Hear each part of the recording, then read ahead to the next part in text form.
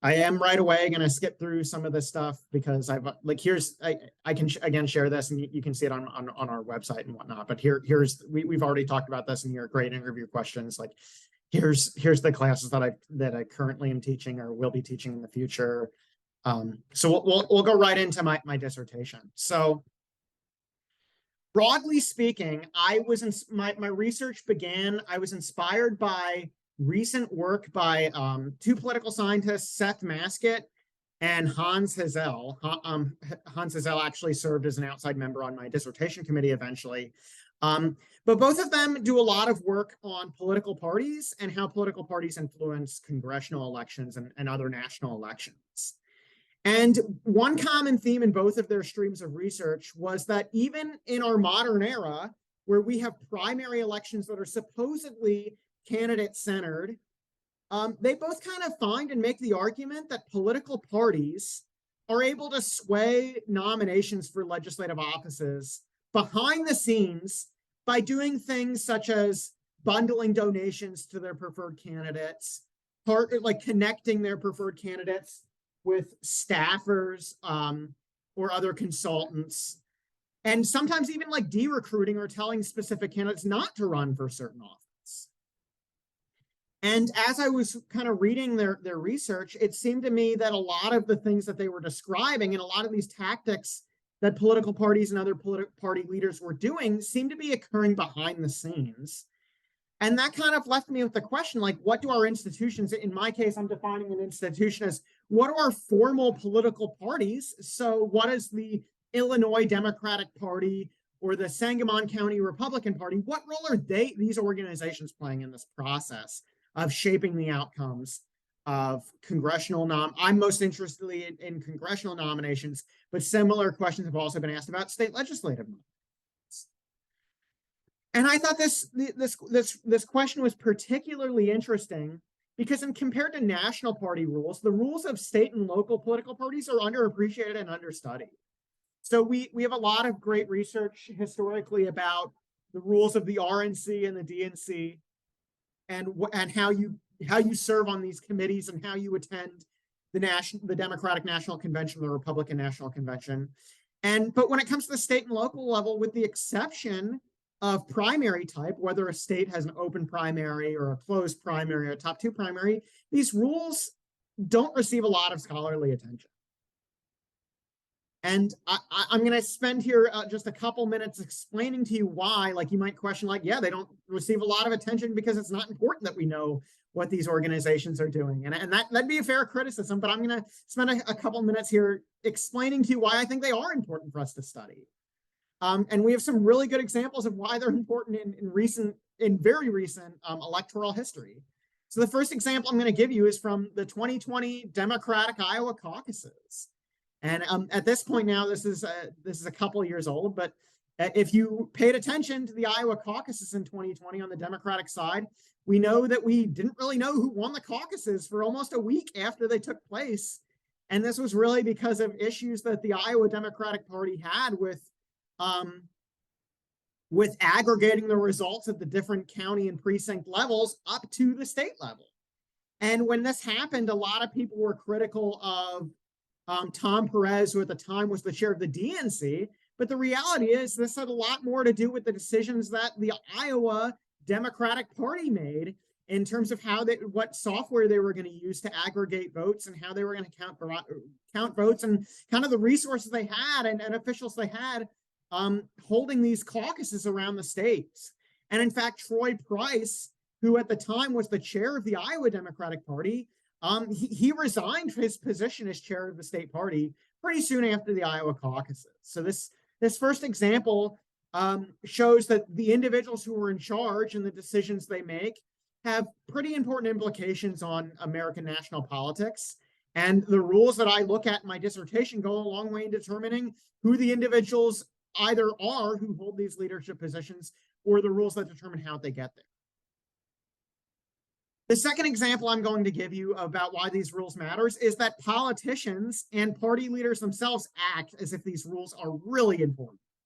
And the second example I give you, it comes from the Oklahoma Republican Party. In 2019, when they held their state convention, Pam Pollard, who at the time was the chair of the Oklahoma Republican Party, and some of her allies within the state party wanted to amend some of the party bylaws.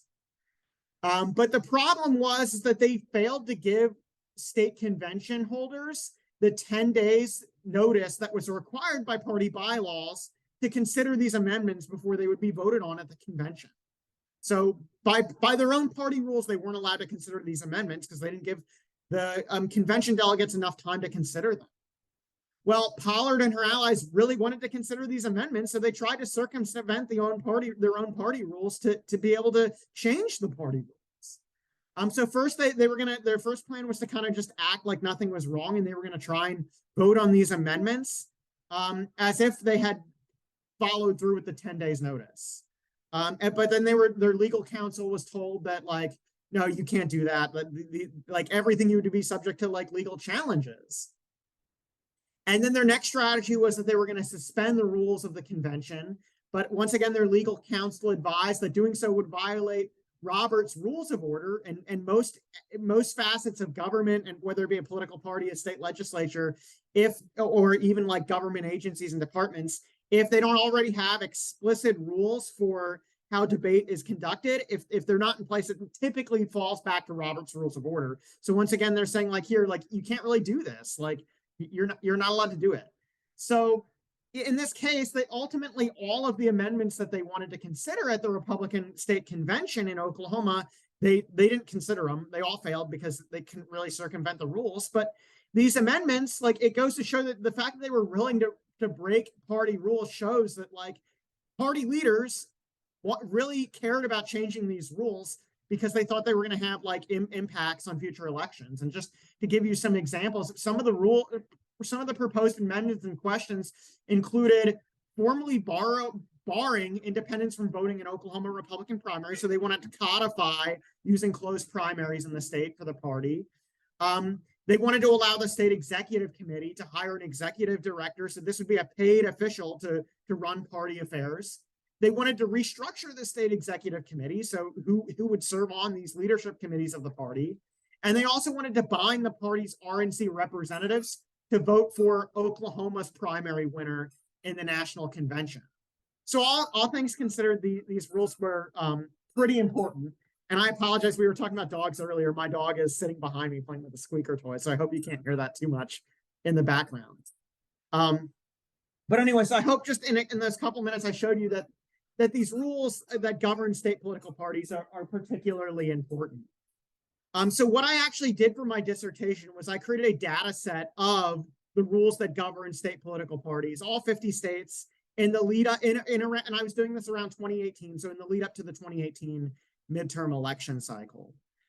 So I collected and coded the party bylaws for all 50 state Democratic and Republican parties. And then I combined this with biographical information about the chairs the individuals who currently held the state chair positions, again, in the lead up to the 2018 midterm election cycles. And together, this kind of gave me a data set of, again, the party leaders and some demographic information about the party leaders, and then also the rules of these parties. And some of the things that were covered in these bylaws were the structure and membership of the party organization. So who was allowed to serve in leadership positions, whether or not a party was allowed to endorse during contested primary elections, the rules for governing party conventions, and when these rules could be changed, as is the case we just saw with the Oklahoma Republican Party.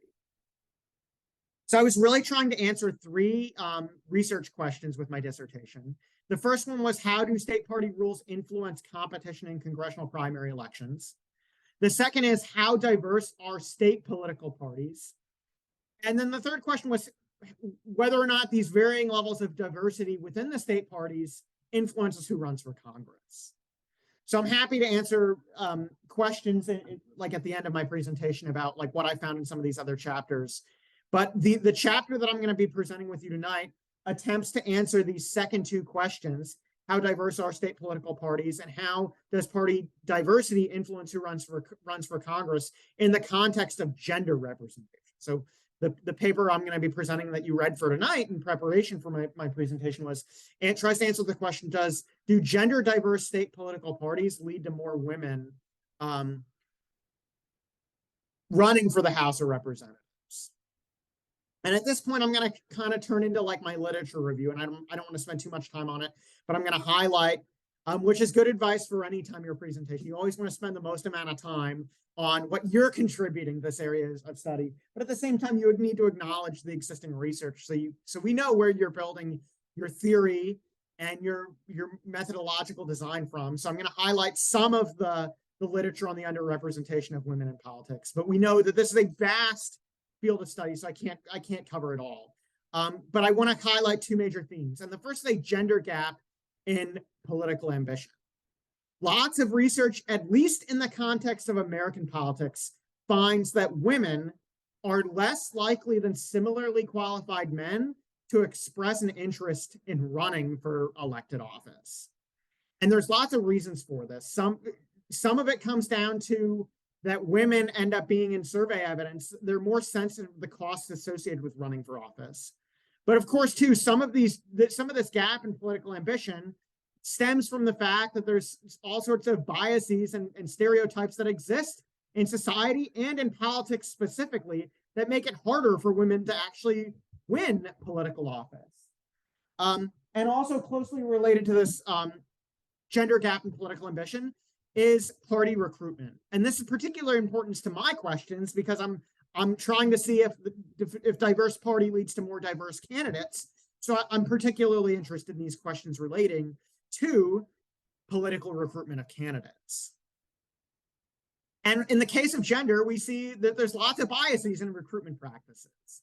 So first of all, women are just less likely to be recruited to run for elected office by local political parties who are responsible for a lot of the recruitment efforts. And we read a really great example of that in the McCrowder reading that I shared with you all for tonight.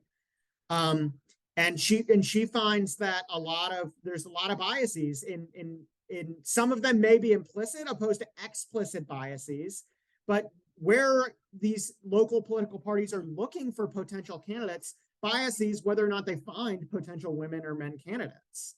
And she particularly, Crowder-Myers particularly finds that when parties are relying on their own party members and local government that they or mass mailings that they send out to potential voters that they don't end up getting a lot of women interested in running for these positions. But she also finds when they expand beyond these traditional sources of of candidate recruitment that they do recruit more women, particularly when they look at education organizations, sub-county levels of office, and even tapping into not just their professional networks within the party, but their personal companies. There's also a lot of evidence in the context of American politics that when they are recruited to run for office, that women are less likely to respond positively to these recruitment efforts. And a lot of this stems from the fact that women, both candidates and individuals actually working on behalf of campaigns, perceive that party elites will offer more assistance to men than women, or that, as we read in the Butler and Priest piece for tonight, that women tend to think that when they're being recruited to run for office, that those party leaders want them to run, but won't necessarily help them to run by putting them in contact with potential donors or helping them to hire activists. So building off this existing research on some of the biases that women face in regards to candidate recruitment and how that affects levels of political ambition, I kind of was able to develop a theory for why I think gender diverse political parties will lead to more women running for the House of Representatives. So first, in gender diverse political parties, women are less likely to be seen as an outgroup, which research has found that one of the reasons women are less likely to be recruited by political parties is that they're not always represented in these organizations. And we saw this in the Crowder-Meyer piece. But if women start to become represented in these places, that might break down some of these implicit or even explicit biases that women are subject to when it comes to candidate recruitment. Existing research tells us that women are more likely to recruit other women to run for office. So if women are serving in positions of power or even in the broader state central committee within these organizations, they're more likely to just recruit more women. And research also finds that women are more likely to respond to recruitment efforts when they're made by other women opposed to men, political elites. And again, some of this stems from the fact that maybe they'll when the recruitment pitch is coming from other women, they might be less likely to be subject to some of these gender biases. And they may even feel that the recruitment effort is more genuine and they're more likely to get party support. Finally, even when we take a step back from active candidate recruitment, there's a lot of great research that looks at symbolic representation and whether women in positions of power can symbolically inspire other women to run for elected office. And so in one really great study, Latham et al., they find that even when women are in positions of power that don't allow them to actively or directly recruit more women to run for office, they measure this as being losing gubernatorial and Senate candidates within each state, and then also actual women senators and governors in neighboring states. So none of these four sets of individuals have much sway in actively recruiting more candidates to win for office, but they still find that when women hold these positions of power, more women eventually then ran for state legislatures and subsequent campaigns. And again, in these cases, failed candidates for statewide office or women who hold positions of power in neighboring states, they don't have a lot of as much say in direct candidate recruitment. So that kind of gives pretty strong evidence, this idea of symbolic inspiration or symbolic candidate recruitment. And we also see some really good examples of symbolic representation or symbolically inspiring more individuals to run for office in recent election cycles. So just within the past handful of years, we've seen Hillary Clinton, Stacey Abrams, Alexandria Ocasio-Cortez emerge into pretty vocal positions of power in national politics. And I think we can assume that this is going to inspire other women to eventually run for office. So overall, I think that gender diverse political parties are going to have more women actually run for the House of Representatives because, one, they're going to be less biased against recruiting to win. They're going to be less biased in who they recruit to run for office.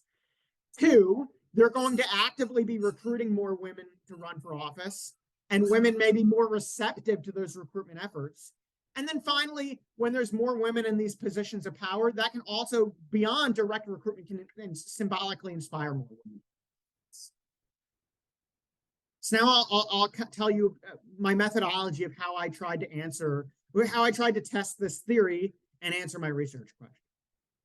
So I tried to test this theory in the context of the 2018 midterm elections for the House of Representatives.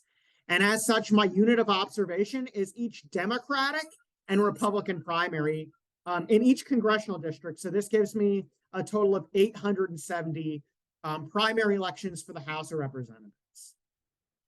My dependent variable, which I'll speak more on in a couple of moments, is a binary measure of whether or not at least one non-incumbent woman ran for the House of Representatives in each primary election. So either each race is either going to have a value of 0 if no women ran for the House of Representatives in that primary, not including incumbents, and it's going to have a value of 1 if at least one non-incumbent woman ran for the House of Representatives. My independent variable, which again, I'll speak more, I'll show you some graphs of in a couple seconds, are 3 different measures of gender diversity within each state political party that I came up with based upon my reading and analysis of each state party's bylaws or rules governing the party. Since I have a binary dependent variable, I use logistic regression. And logistic regression, for those of you who are currently taking or have already taken 451 or a similar class in the past, we know that linear regression is one of the most common tools to analyze, one of the most common quantitative methods of inquiry in quantitative political science. And logistic regression is similar to linear regression. It's just a form of regressions that's specifically designed to analyze dependent variables that either take on those values of either 0 or 1. And then it's worth mentioning that when I run my analysis, I both look at all 870 political primaries at the same time, But because we know there are gender differences between the Democratic Party and the Republican Party, women are much more likely to be Democrats than Republicans, particularly when we look at elected office holders. I also run my analysis by looking at each party in isolation. Okay, so this first graph I'm sharing with you is the number of non-incumbent women who ran for the House of Representatives during the 2018 midterm election cycle. And you can see the x-axis is the number of primary elections, and the y-axis is whether 0 non-incumbent women ran in a primary, 1 ran in an incumbent primary, or 2 or more ran in an incumbent primary. And the red bars represent the Republican Party, the blue bars represent the Democratic parties. And first thing I want you to note in this graph is that even though 2018 was declared a second year of the woman, the vast majority of congressional primary elections did not feature any women candidates. In fact, if we looked at Republican primaries, 80% of Republican primaries for the House of Representatives did not feature any women candidates, or at least no women incumbents. Of the 85 races or 85 primary elections on the Republican side that had at least one woman run for the House of Representatives, only 13 had more than one woman running for the House of Representatives. The Democratic Party did a little bit better. 45% of Democratic primaries had at least one non-incumbent run for the House of Representatives. But even here, we only have 71 races that had more than one woman run for the House of Representatives. So when we look at all this data combined, less than 10% of primary elections had more than one non-incumbent woman running for the House of Representatives. And since I don't want my analysis to be driven by these small sets of cases, which we might even consider outliers to some extent, that this is really the justification for why I'm using that binary measure for whether or not at least one woman ran for the House of Representatives. Because if I start getting into a more complicated or like continuous model of 0, 1, 2, I'm really putting a lot of weight on these small number of cases where more than one woman ran for office. Particularly, there's only 13 observations when you look at the Republican Party. So that's pretty strong justification for why I'm using that binary dependent variable.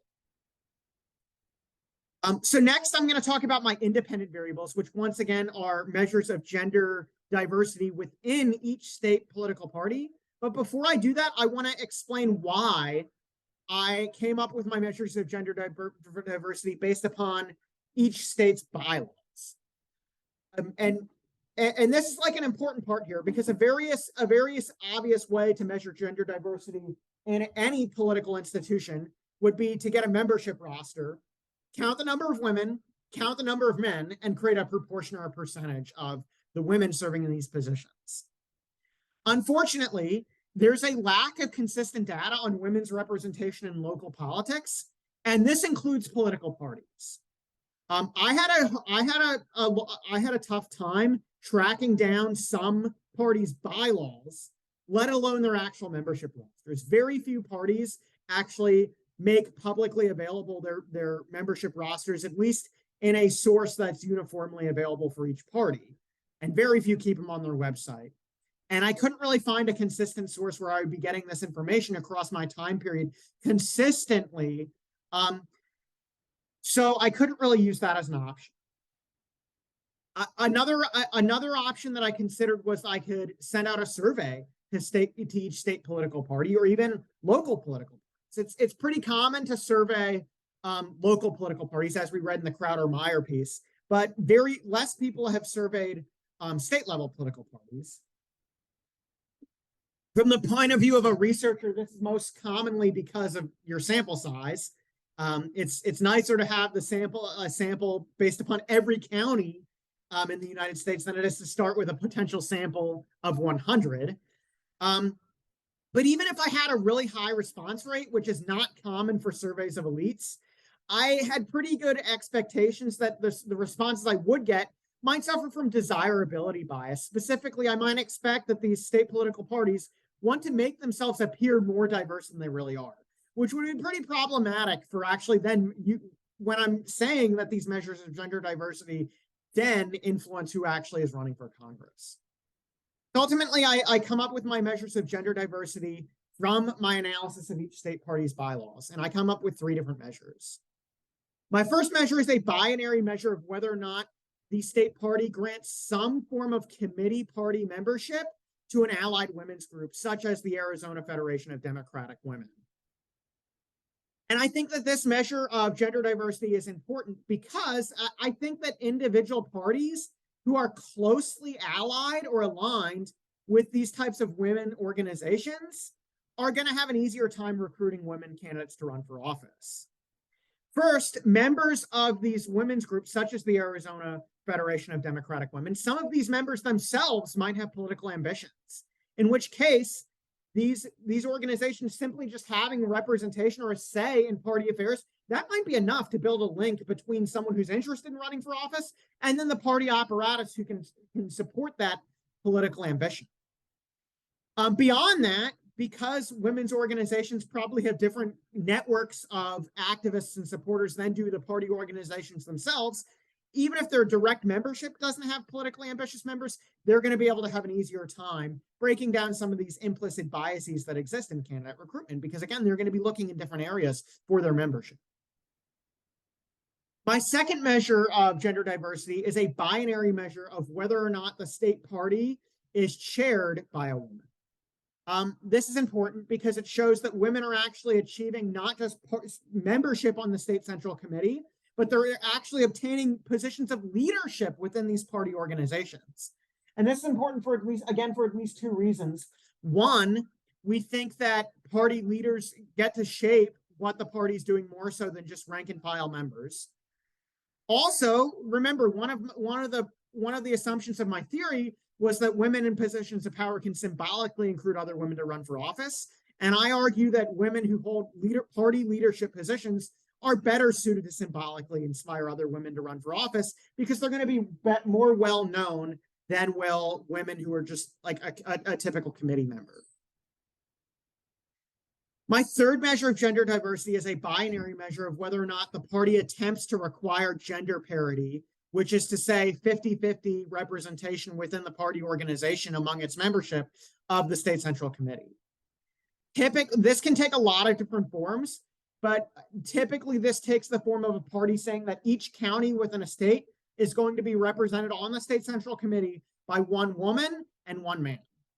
And this is probably our most direct measure of at least having women reach a certain level of critical mass where we think that some of these biases in recruitment are going to be broken down. And this is the closest we can get to actually kind of counting the number of women who are actually serving in party affairs. So this second graph is organized much the same way as my graph of my dependent variable was organized. The x-axis counts the number of state parties. Blue bars represent Democratic state parties and red bars represent Republican state parties. And then the y-axis is my 3 measures of gender diversity. So we'll start with the top of the graph. My first measure of gender diversity is whether or not party grants some sort of representation to a women's group. And here I find that this is the only measure of gender diversity where the Republican parties do better than the Democratic parties.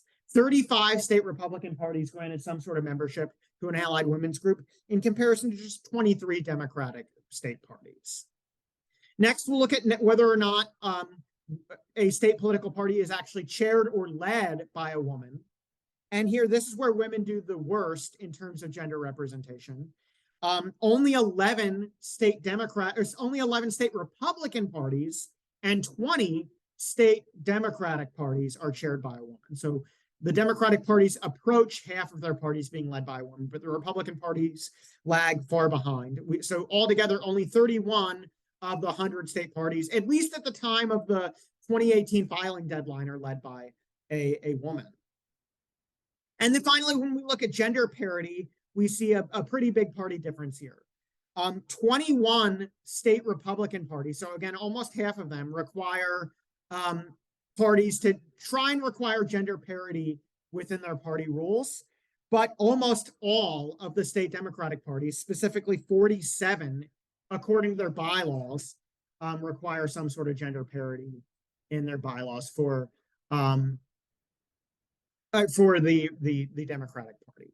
So because there's not much variation in the Democratic Party, this last measure of gender parity, I'm most interested in the Republican Party because on the Democratic side, there's not much variation. This is another justification for looking at Republican primaries and Democratic parties separately. So as you know, there's other competing explanations for why women might run for the House of Representatives. So I need to control for some of those factors. And so these are some of the other covariates or independent variables. We're often heard them referred to as control variables because I'm using these variables to try and control for competing explanations. And my other covariates are listed on this slide. And as you can see, or if you're familiar with the candidate emergence literature or some of the election literature, I control for a lot of the factors that are typically used to explain candidate emergence. These include things such as the ideology of the district, which I measure as Trump's 2016 vote share in each congressional district. I control for incumbency by differentiating between whether each congressional district had a party incumbent, an opponent party incumbent, or an open seat. I control for primary type in each state. I control for legislative professionalism, which is how full-time or how many resources are dedicated to the state legislature in which in each state. This is pretty important because we know that in states that have very professionalized legislatures, which is to say that they're full-time legislatures and that they're more closely resembling Congress, these candidates are typically better candidates. I control for the percentage of women serving in each state legislature, and that kind of is going to give me an idea of whether or not just some states are more willing to elect women than others. I then also run my analysis by eliminating open seat races and looking specifically at incumbent contested elections so that I can better control for the potential incumbency advantage. And here my two variables to measure the incumbency advantage are the incumbent's cash on hand at the time of the first quarter of the election cycle, and then whether or not the incumbent office holder was a woman. This second variable is important because there's lots of literature that suggests that women office holders, whether they be incumbents or just other candidates, face more electoral competition. That's another bias we see in American politics. The measure of incumbents' cash on hand is important because one way that incumbents maintain powerful and are able to win re-election is they raise a lot of money and sometimes scare off potential challengers, or at least quality challengers. I also then run all of my models that I'm going to share with you today in several robustness checks by controlling for two different measures of geography. I use the Census Bureau and then the Bureau of Labor Statistics to break up states and geography and just see if there's geographical differences between where women are likely to run for Congress. I also control for Elazar's method of political culture, which relates to how inclusive the role of politics and government are in society. Palmer and Simon have a really great measure of what they call women-friendly districts based upon demographics and previous electoral history. So I use their measure of women-friendly districts. And then finally, I use David Mayhew it's an older measure, but it's a measure of state party strength from the 70s and 80s that's still sometimes used in studies of American politics. And when I use all these additional robustness check control variables, it doesn't affect the results I'm going to share with you in a moment in any meaningful way. And I see, Kyle, you have a really great question in the chat that I was waiting to this point in the presentation to get to. Kyle asks, you have data on how these factors, I assume you mean the bylaws, changed over time. Unfortunately for this specific project, I don't. And that's because political parties are not required to maintain their documents and their histories in any formal capacity. Not every state political party has an archive where I can just go get these bylaws over time, and as a result, I only have I only definitively have the bylaws for all 100 state parties at the time of the 2018 election cycle, and even gathering these bylaws and coding these bylaws took me about a year just to do one election cycle's worth of data. So unfortunately, that's something that I would like to see done in the future to see whether these rules change over time. And in one of my other dissertation projects, in all of my dissertation, I'm just looking at 2018.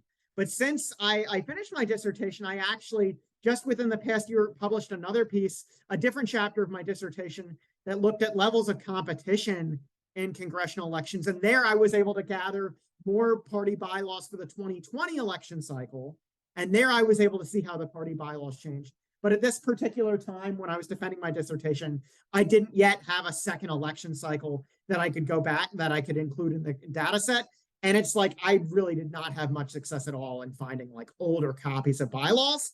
And we could probably in some aspects say that there's not going to be many changes, but that's a pretty risky assumptions to make, that these rules that are current are going to still have been in place for previous election cycles. So unfortunately, in this particular analysis, I'm only looking at 2018. So at this point, I've explained my, like, the existing literature, the motivations for my dissertation. I explained how that led to my theory. I explained the study I designed, and now let's look at some results. So this first graph I'm going to show you shows my my logistic regression results for all primary elections. So this includes both incumbent races and open seat races. And I only have my three coefficients of interest here. So whether or not a party had some sort of diversity through a partnership with a women's group, whether or not the party had a woman chair, and whether or not the party at least tried to require gender parity within their bylaws. Then I have each data point here is the coefficient estimate that corresponded with each of these variables. Again, the blue lines represent my models that looked at Democratic primaries. My red lines represent my models that looked at Republican primaries. And again, these are regression coefficients. So a negative coefficient means that this variable had a negative relationship with my dependent variable, which is the emergence of non-incumbent women candidates.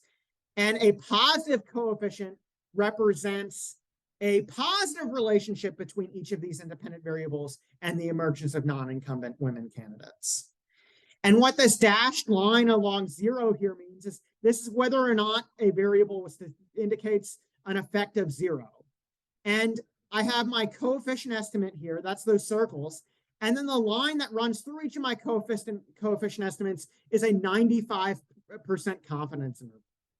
So this tells me whether or not each of my estimates is statistically significant.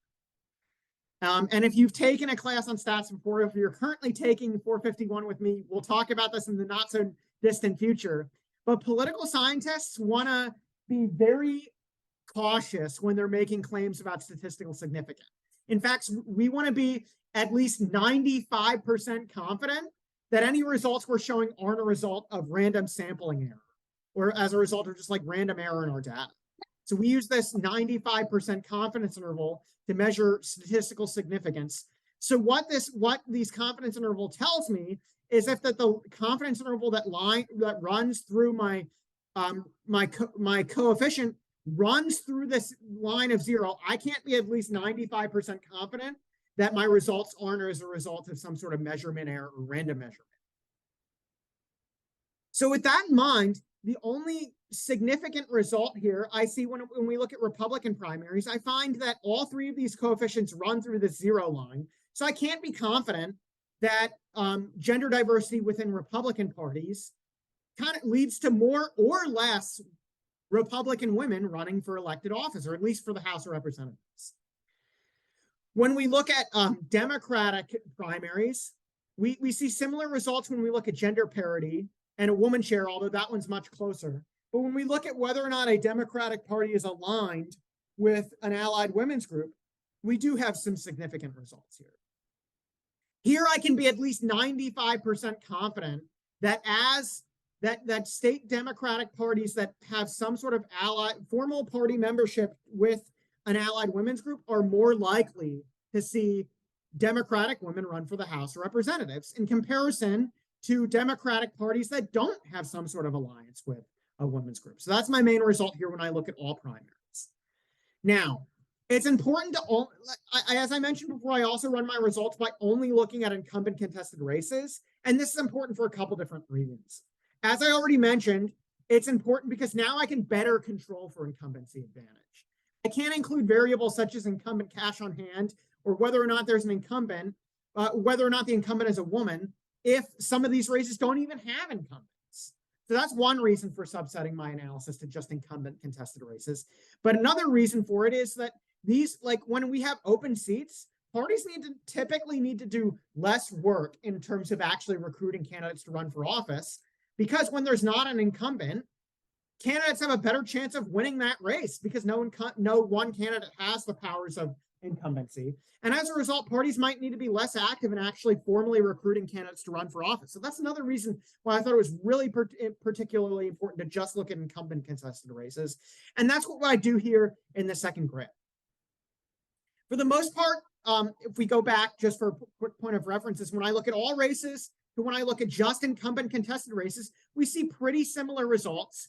When we look at Republican primaries, I once again find there's not much of relationship at all between gender diversity in Republican parties and whether or not more, and the number of women, non-incumbent Republican women who run for elected office. When it looks at gender, when we look at gender parity on the Democratic side, this coefficient isn't really meaningful because there's not much variation. Remember, I said that according to their bylaws, 47 of the 50 parties tried to require gender parity. The reason there's not much variation along the Democratic side on this variable is that this is something that the DNC tried to establish at the national level. So actually the bylaws of the Democratic National Committee say that they expect all branches of the party at the state and local level to, as much as possible, require gender parity in their committees and party memberships. And in my analysis, I find that three parties don't really follow through on that mandate from the DNC, at least according to their bylaws. But the reality is they don't really have much of an incentive to punish these three delinquent parties. But anyways, we're not too interested in that coefficient on the Democratic side because, again, there's no variation. We're comparing 3 parties to 47 parties. But when we look at my other 2 members of gender diversity, women's group, we see the same results. In comparison to parties that don't have a strong partnership with an allied women's groups, Democratic parties who do have that strong partnership with a women's group do see more non-incumbent women candidates run for the House of Representatives. And now, when we look at only incumbent races where candidate recruitment is more important, parties that have Democratic parties that are chaired by a woman opposed to a man also see more women run for the House of Representatives. Sarah, you have a great question. Why do you think Republican women are less affected by this? That's a great question. I think it probably has to do with the culture of both political parties. On one hand, we know that increasing descriptive representation or increasing diversity in government in and of itself is a goal of the Democratic Party. Regardless of other policy goals, the Democratic Party is more willing to work towards this goal of a demographically representative government bodies. The Republican Party is much more valued around an ideological conservatism. And this is this means that in and of itself, descriptive representation is not a goal, is less so a goal of these Republican parties. But beyond that, we also know that women in general in American top politics tend to be more liberal than conservative. And that does a couple different things. Like there's a smaller potential field of Republican women candidates than there are Democratic candidates just by numbers. And lots of research suggests that. And then those potential pool of candidates get even smaller when we're looking at potential quality candidates such as state legislators or county commissioners, because we know women are underrepresented at all levels of office, and this underrepresentation is more common in the Republican Party than the Democratic Party. And I think a final explanation for these party differences is that some of the potential electoral biases that women may face in the electorate are probably going to be amplified in Republican primaries, because even when women aren't liberal, there's this bias in American politics, and the research backs this up pretty consistently, that women, even Republican women, are perceived as being more liberal than they really are. So this doesn't have much of a negative effect on the Democratic Party, because Democrats are looking for liberal candidates. So if Democratic women are perceived as being more liberal than Democratic men, that may even be an advantage for Democratic women. But on the Republican side, when we have state and really even the national Republican Party, who the number one thing they care about is this conservative ideology, and in the Trump era, allegiance to Trump specifically, or support of Trump specifically, if women, whether or not they really are, if Republican women are perceived as being more liberal, that's a really big barrier, that beyond any other sort of barrier that women face in elections, that could be plaguing Republican women. So that's a really great question, Sarah. I don't necessarily have the ability to test any of those explanations, but the answer I just gave is based upon my own reading of the literature and some other research out there, including some that I cited. So now, when you do linear regression, some of you who's taken a stats class know this, we can look at these regression coefficients and very easy tell us the effect that each coefficient has on the dependent variable. But that's not the case with logistic regression, because again, remember, my dependent variable is just 0 or 1. So what you'll typically see researchers do when they want to come up with the magnitudes of their coefficients, or the magnitude of the effect of their independent variable on their dependent variable, is they'll use predicted probabilities. And that's what I do on this slide. I calculated predicted probabilities that at least one non-incumbent woman will run for the House of Representatives along a couple different scenarios. And those differing scenarios being my 3 different measures of gender diversity. And all of the other variables besides my 3 variables of interest are held at either their mode or their mean value in their data set. So they're taking on their average value or their most common value. In both cases, in the scenarios, I always am plotting 2 on an opponent incumbent in these scenarios. So when we look at Democratic primaries, I'm assuming a Republican incumbent, because these are the scenarios where they're going to be most actively recruiting candidates, where Democratic parties are going to be most actively recruiting candidates. I've already mentioned how when we have open seats, parties don't need to work as hard to recruit candidates because there's going to be more self-starters. And when you have a Democratic incumbent, you may even be deterring candidate recruitment because you don't want to challenge the incumbent, because you want to appear unified as a party. And similarly, when we look at Republican primaries, we're going to assume a Democratic incumbent, because again, this is a scenario where Republican parties have the most incentive to actually be recruiting candidates. So when we look at the bottom portion of this graph, we'll look at my predicted probabilities that can range from a 0% probability to 1, where we're almost certain that we're going to see a woman candidate. And when we look at the Republican primary, we can see that each of my predictions, regardless of the level of gender diversity in that party, they all hover around 20%. And this makes a lot of sense, because in my previous graphs, I showed you that gender diversity in Republican parties doesn't have much effect on women running for Congress. And that's what we see here. Overall, about 25% of all primary elections in 2018 had at least one woman run for office. And that's what we see here with the Republican primaries. They all focus around the mean, and knowing whether or not that party was partnered with an allied women's group, whether or not they had a woman chair, or whether or not they had neither, we don't really see that affecting the probability of at least one woman running for office. When we look at the Democratic Party, though, these variations in gender diversity do affect my predicted probabilities. So first, when we have the worst case scenario, when we look at the Democratic parties, I do assume that they're trying that gender parity measure, because 47 of the 50 parties do try to do that, at least according to their bylaws. But when we look at the worst case scenario, where they are led by, where the chair is a man, and when the party is not formally allied with a women's group, we see about a 50% chance of a woman running for elected office. And if you go back to that graph I showed you of the dependent variable, about 45% for primaries on the Democratic side had a woman run for elected office. So this is kind of like our most common outcome. But when we see a hypothetical state Democratic Party do more to prioritize gender parity, we get higher predictions of women running for elected office.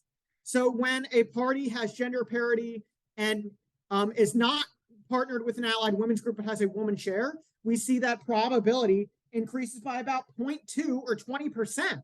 And the predicted probability here is about 0.7. There's about a 75% chance that this hypothetical Republican Party, or this hypothetical Democratic Party, will have at least one non-incumbent Democratic woman running for office. And when we go from gender parity and a male chair, but they have that allied partnership with an allied women's group, the predicted probability increases by 0.35 or about 35%. And here the probability of at least one woman running for office is closer to 80% or even above 80%. So overall, between these couple graphs, I show you that at least among Democratic primaries, when they have when a state Democratic Party becomes more gender diverse, at least as measured by partnering with an allied women's group and having a woman chair, we do see more women run for the House of Representatives. So here's a very quick summary of my findings. I find that state Democratic parties are more likely than state Republican parties to require gender parity through their bylaws or to be led by a woman. I find that state Republican parties are more likely than state Democratic parties to grant party membership to an allied women's group, but even among state Democratic parties, about 50% of the Democratic parties do this. Third, I find that Democratic women are more likely to run for the House of Representatives, representing a party that grants party membership to an allied women's group in all primary elections. And I also find then that Democratic women are more likely to challenge an incumbent when they are representing a party that is led by them. And then, of course, I find that varying levels of gender diversity among the state Republican parties have little to no effect, at least from a statistical or a substantive meaning, on the number of Republican women running for the House of Representatives. So there are some limitations to these studies, and I'll talk a little bit about my current research for this project and some of the limitations of this study, but also my broader research agenda going forward. So first, in regards to this study, as Kyle mentioned earlier, one potential flaw or drawback of my study is that I'm only looking at 2018. Ideally, we would have more confidence in my findings if we were to analyze more election cycles. I've already explained to you why it was logistically only possible to look at 2018, but I do think it'd be worthwhile to replicate this research across multiple future election cycles and maybe even other types of elections. An argument could be made that diversity in state political parties might be even more meaningful if we look at state legislative elections than congressional elections. I will say on the looking at future election cycles, even though I'm only looking at one election cycle, I argue that 2018 is actually a really difficult test of my theory. And that's because in 2018, we saw a record number of women run for office, particularly Congress. And many of these women were Democrats.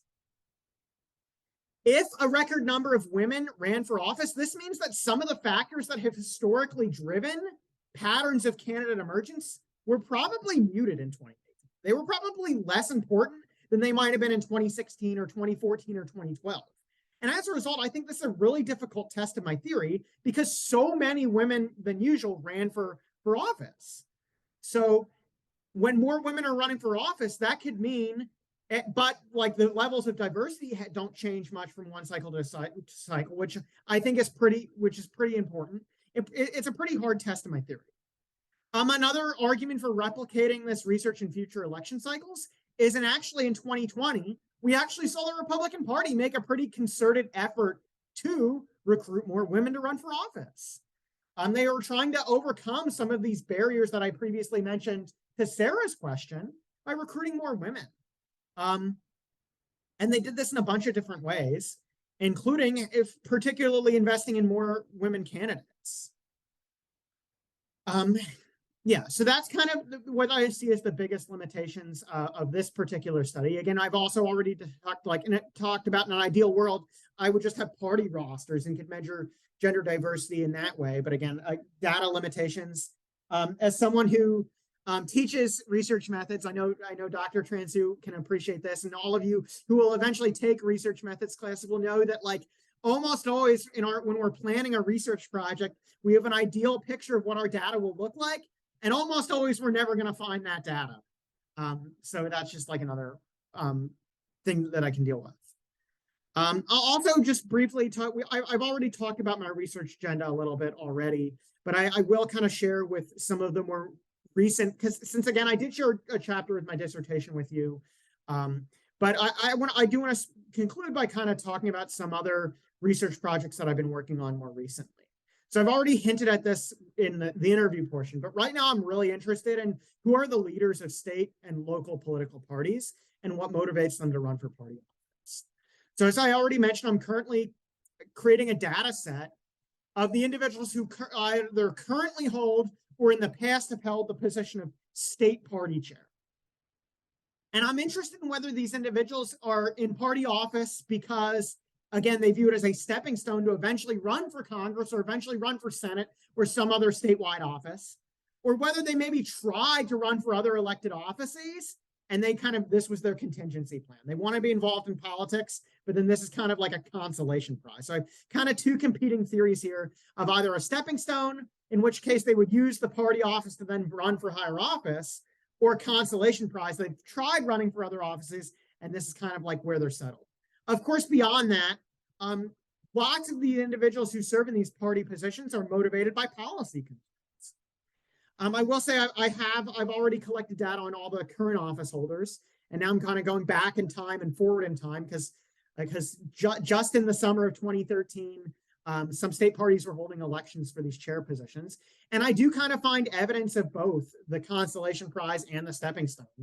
And I'm actually particularly going forward, I'm going to be interested in, and I'm looking into how these leaders might affect polarization. Because one thing I found when I looked at some of these Republican state chairs is that when we look at the 2022 midterm elections, one trend is that when we had Republicans running in competitive districts, particularly when we had competitive districts and Republicans who were advocating for Trump's big lie that the 2020 election was fraudulent, they almost universally lost competitive general elections. But what I've already found a couple instances where these individuals then went on to win the position of Secretary of State in like either strongly Republican districts, but more of interest to me, I found that some of these individuals then became party chair. So that might then have like, they may not have won the immediate prize of serving in Congress or serving in Secretary of State, but they may now be in a position of leadership within the party apparatus. And I just spent like basically the last hour telling you that state and local political parties play an important role in candidate recruitment. So that's going to have like long-term implications. And as Kyle, thanks for showing, yes, Michigan is one of these states where like an election denier was elected to chair the Republican. So that's one kind of project that I'm currently working on. I'm also working with a colleague from Syracuse University, and we're looking at who serves as the delegates to state party convention. So similar types of questions like who's interested in serving as a delegate at state party convention, why they're motivated to be a state party convention delegate, and what sort of implications this has for who runs for office, for polarization and such forth. And then Dr. Transu might be sick of hearing this because I've pitched this kind of my third idea here that I've not started working on yet, but one of my longer term research goals is I'm really interested, and it's Illinois specific. One interesting feature of the Illinois legislature is following each census, senators typically serve 4-year terms, but once during each decade, they need to serve a 2-year term. And they're broken up into classes. So some senators will serve a 4-year term, a 4-year term, a 2-year term. Some will serve a 2-year term, a 4-year term, a 4-year term. And then some will serve a 4-year term, a 2-year term, a 4-year term. And this is pretty unique when it comes to Illinois politics. Some states, all state legislatures, this is pretty unique. Illinois is pretty unique when it comes to state politics. In some states, all state senators serve 2-year terms. In some states, They all serve 4-year terms. And in some states, they do rotate between 2 and 4-year terms, but they're not broken up into cycle. It's just 1 year, they all serve a 2-year term, and then they all serve a 4-year term, and then all serve a 4-year term. So I've not done anything with this yet, but I'm really interested in what sort of electoral or legislative behavior implications this may have. So do fewer individuals run for state senate in the 2-year term in comparison to the 4-year? I'd maybe you're making an argument like, yeah, because the seat is less valuable when it's only for 2 years or 4 years. Do we see more state senators, if they're thinking about retirement, do they strategically retire before their re-election campaign for the 2-year term instead of a 4-year term? We can also look at legislative implications. Are members of the state legislature more risk averse in the types of bills that they introduce or vote for when they're serving a 2-year term instead of a 4-year term? So this is just, again, I mentioned next semester I'll be studying, I'll be teaching a class on state politics, and this is just like a really unique aspect of Illinois politics that kind of intrigues me as someone who studies legislative behavior and electoral politics, that at some point in the future, I'm interested in looking at more closely. And since UIS is situated in the state capitol, I think me and whoever would work on this project with me would be well suited to not only look at some quantitative data that we can observe through election outcomes or legislative outcomes, but we maybe even be able to interview state legislators or at least their staffers or campaign workers to try and answer this question as well. So that's all I really have formally planned for tonight, but I'm more than happy to answer any questions now, assuming time permitting. But if we don't even have time now within the Zoom, because I know Dr. Nizamuddin and Dr. Transu have other things to cover tonight, I'm more than happy to answer questions through email, whether it be questions about my presentation, whether it be questions about the classes I teach, whether it be questions about closure activities or just my research agenda in general. Like I mentioned, I pride myself in being very accessible. Typically, you will get an email response from me within a day, oftentimes within hours. So definitely don't hesitate to reach out. Thanks for inviting me to join your class tonight. Thanks. Thank you, Matt. That was a superb presentation.